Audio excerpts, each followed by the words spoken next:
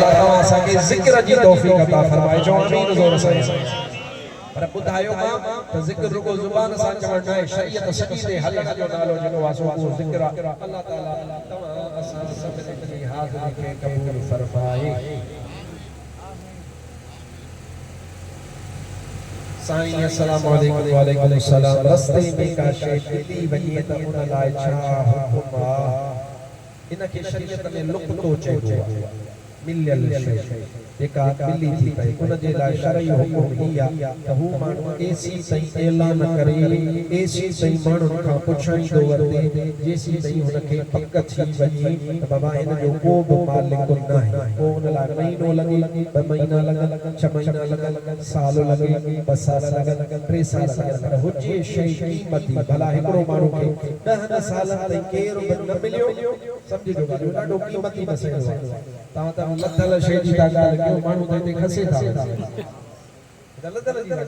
हिकिड़ो माण्हू आहे इत्तिफ़ाक़ उनखे 10 सालनि ताईं को माण्हू न मिलियो बकरी मिलियसि रस्ते में बकरी खे माण्हू सुञाणे वठंदो आहे पर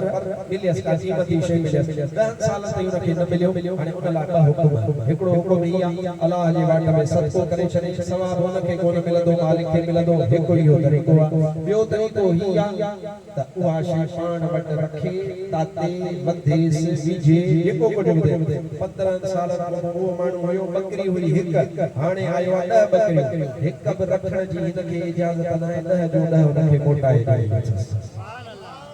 अच्छा जेको सदको कयो आहे जेकॾहिं मालिक सदके करण खां पोइ मिली पवेसि